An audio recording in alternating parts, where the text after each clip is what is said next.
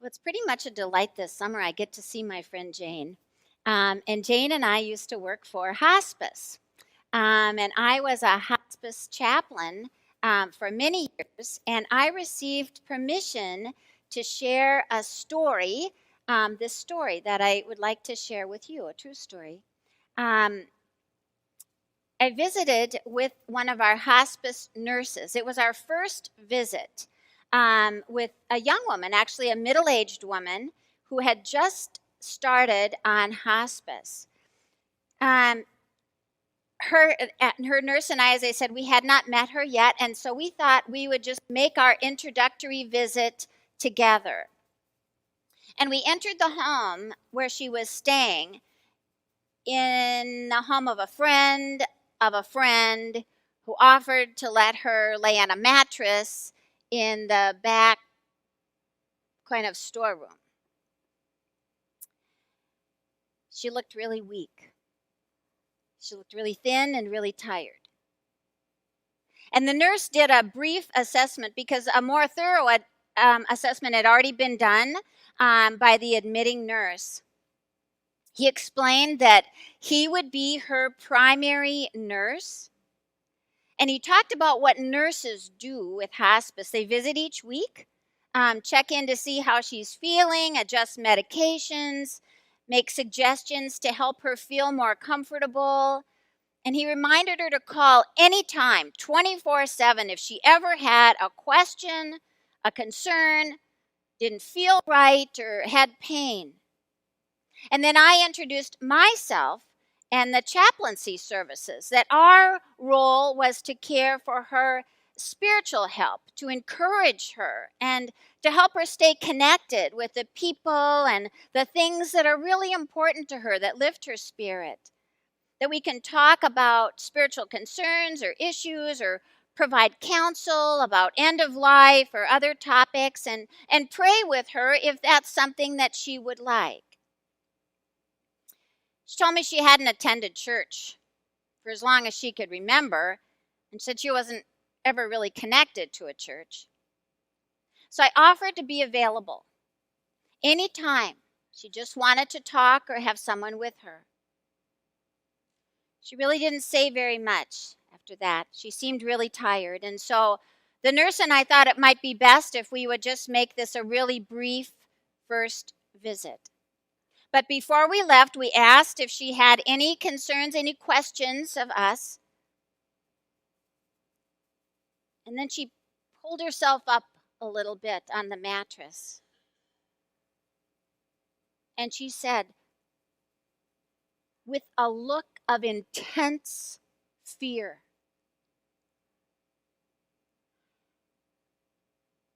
what's going to happen to me when I die? She looked at me first, but then she quickly turned to the nurse for an answer. I felt like she knew what I was going to say. Our nurse knelt down on the floor by her mattress, and he took her hand, and he gently replied, every person dies in their own way, so I can't tell you exactly. But from my experience with many people who have your type of illness, I think you'll probably get weaker and more tired. And then you won't be able to get out of bed after a while, and we'll bring you a hospital bed so we can help you be more comfortable. You may find it hard to breathe sometimes, and we can get you oxygen to help you with that. And you might have pain, and we have medicines that will make you more comfortable. And after a while, you won't feel the need to eat very much. You'll feel like sleeping most of the day. And if you want, I or one of the other nurses can come and be with you so you won't be alone. And we'll make sure that you can be as peaceful as you can be. Your breathing at some point will become lighter and slower. And then you'll take your last breath. And then my faith tells me that God is here with you too. And God will lift you up with more love and peace than you can even imagine. And God will bring you to a place in heaven where you will live again, healthy and perfect forever. She laid back down on the mattress, and all the fear in her face and her body were gone. She looked like she had the answer to the most important question that her hungry soul needed. Then she looked at me and asked if I could pray with her next time. So, what's really important to you right now?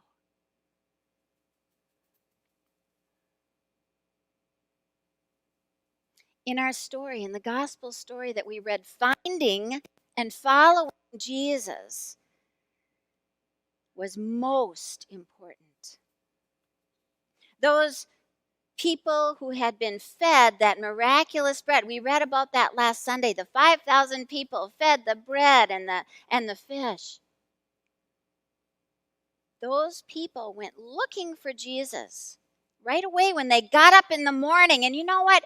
When you get up in the morning, looking for Jesus is a really good time to look for Jesus. And they got in their boats and they crossed the sea and they found Jesus. And they asked him a series of questions that were very important to them. When did you get here? They said, because that was a mystery. The disciples, they had seen the disciples leave in their boats. But Jesus was not in the boat with them. You'll remember that story. Do you remember that from last week? Jesus wasn't in the boat. Jesus walked on the water to get across to the other side. You know that. We know that. But the people back then, they didn't know how Jesus got across. Remember that night when the disciples were going across in the boat? It was stormy. It was stormy. And they were fearful. And yet in the midst of that storm, all of a sudden, Jesus came walking up next to them. And the next thing they noticed, they were on the shore. We're the disciples today. We know this story. We also know our stories. We know the times that we have been in storms in our lives. And how surprisingly, and maybe not so surprisingly, we found Jesus alongside us. And we got to the other shore. We can tell people that story. But in our story today, the people had the questions. How did you come here? Where did you come from? And who are you anyway? Really? That's their question. Those are important questions in the quest of knowing Jesus. The quest of knowing who Jesus is, leading us to a deeper faith. Who are you? And like the wise teacher that he is, Jesus challenges them to go further. Okay, I want you to be honest. Are you wanting to really know me? Or did you come to me just to get more stuff in the world?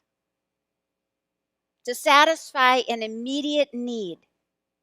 Because if you're only trying to get more of this world's stuff, looking for the food of this world, it's not going to last and it's not going to really satisfy you.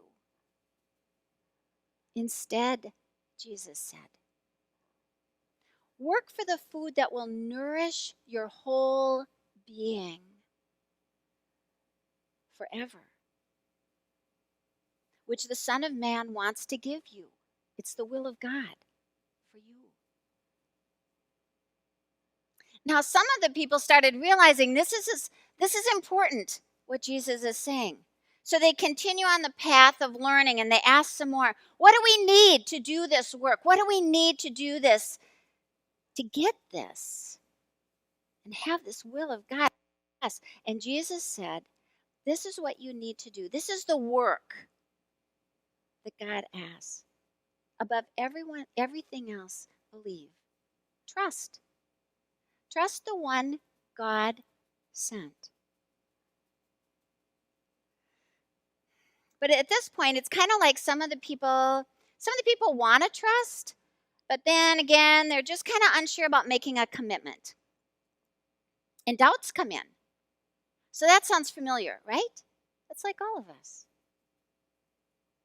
And they reason, well, Jesus, come to think about it, other people have done miracles of feeding, thousands of people before too, not just you. So maybe there's another explanation. I mean, Moses did the manna in the wilderness, and Jesus said, yes, you've had other miracles. And again yesterday, you were fed bread. But what God is offering you now is true bread from heaven, which gives life to the world. And some people realized this is the most important gift that has ever been given. And they respond, sir, give us this bread always. And Jesus says, and when you ever hear, I am, pay attention, that's the God word. And Jesus says, I am the bread of life. Those who come to me, they won't hunger anymore, like that woman that I described. Those who come to me, they won't thirst. For those things that you need, God knows you need them. The hungry people who were with Jesus that day were fed heavenly food that could sustain them through whatever they had to face in their life back then and into their life with Jesus forever. Like that fearful dying woman who had a message of hope and faith given to her by a hospice nurse who was doing the work of God in and through his own vocation, as you do in all the different vocations, in all the different areas that you are in. You can share that hope, that faith for hungry people, helping them trust the bread of life that lasts forever. So as Paul wrote in his letter to the Ephesians and to you, I beg you to leave a life worthy of the calling to which you have been called. With gentleness, with patience, with humility, with love, with grace, using all the unique gifts that God has given you to build up each other here at First Lutheran Church and every person you meet in your daily lives. Please commit to know Jesus more and more, that you go strong in Jesus' love. It's the most important thing today. God bless you.